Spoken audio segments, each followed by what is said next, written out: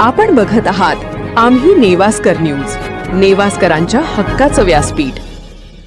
नेवासा शहरातील पाणी पुरवठा व स्वच्छतेच्या गंभीर समस्यांविरोधात आम आदमी पक्षाचे कार्यकर्ते संदीप दिलीप आळवणे यांनी सोमवार दिनांक 15 जून 2026 पासून आमरण उपोषण सुरू केले आहे।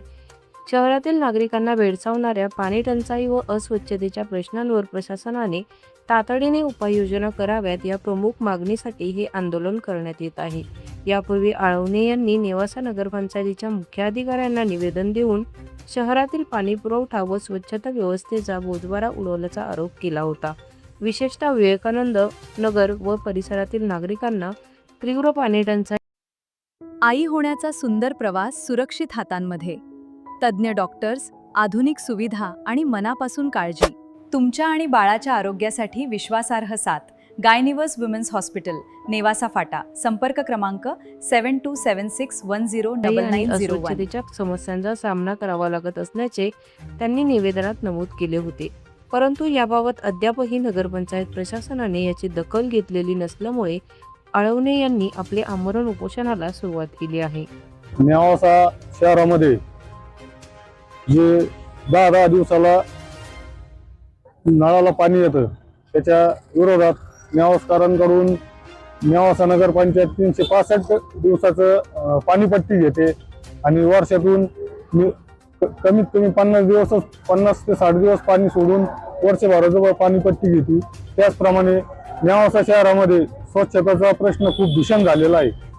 अवघ्या एका घंटागाडीवर नेवासा शहराचं स्वच्छता हे राबवलेली दाखवतात। यांची घंटागाडी नेवासा शहरातील उपनगरे, विवेकानंद कॉलनी, नेवासा कॉलेज परिसर या भागात यांची घंटागाडी सुद्धा फिरत नाही। कचऱ्याचे ढीगचे ढीग नेवासा शहरात प्रवेश करतानाच्या चारी बाजूला झालेले आहेत।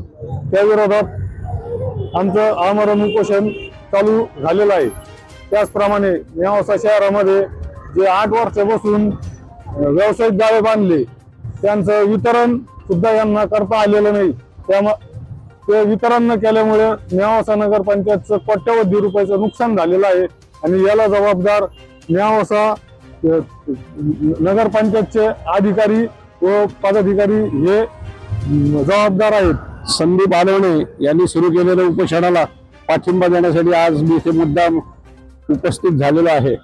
कारण अनेक दिवसांचा प्रश्न, अनेक दिवसांचा म्हणण्यापेक्षा अनेक वर्षांपासून आमच्या नेवाशातील पाणी व्यवस्था ही अतिशय विस्कळीत झालेली आहे। कोणत्याही प्रकारचं पाणी पुरवठ्याला त्याला वेळापत्रक नाही। 2-2, 4-4 दिवस, आता तर सध्या कडेलोट झालेलं आहे। 8-8 दिवस आमच्या विवेकानंद नगरमध्ये पिण्याचं पाणी येत नाही आणि त्यामुळे सर्वांना पाणी विकत घ्यावं लागतं।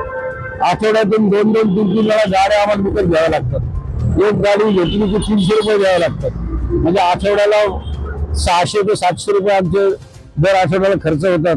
पाणी पट्टी भरून सुद्धा आम्हाला हा खर्च सोसावा लागतो। त्याचप्रमाणे मी 40 वर्ष झाले विवेकानंद नगरमध्ये राहतो। एकदाही नगरपंचायतीचा किंवा पूर्वीच्या ग्रामपंचायतीचा स्वच्छता कर्मचारी कधी आमच्या भागामध्ये रस्ते सफाईसाठी कधी आलेला नाही। कचऱ्याची गाडी सुद्धा अतिशय अनियमितपणे येत असते। पाणी येतं म्हणजे 2-2 दिवस येणार अशी वाट पाहावी लागते। म्हणजे 8 दिवसांनी येतं, पण त्याच्यासाठी 2 दिवस अगोदर सांगितलं जातं येणार पाणी, आणि त्याच्यासाठी कोणती वेळ नाही। रात्री अपरात्री 11 वाजता, 12 वाजता, पहाटे 4 वाजता असं कोणत्याही वेळेला पाणी कधी येईल हे सांगता येत नाही। अशा पद्धतीने या पाण्यासाठी या महिला वर्गाला विशेषतः जागरण करावं लागतं किंवा त्याची चातकासारखी वाट पाहावी लागते। अशा पद्धतीने हा सगळा गोंधळ, सावळा गोंधळ जो चालू आहे त्याच्याबद्दल अतिशय आता म्हणजे सहनशक्तीचा कडेलोट झालेला आहे। स्वच्छता साफसफाई तर आहेच, आमच्या तीर्थक्षेत्र असूनही कुठल्याही तीर्थक्षेत्राची लक्षणं या नेवासा शहराला नाहीत।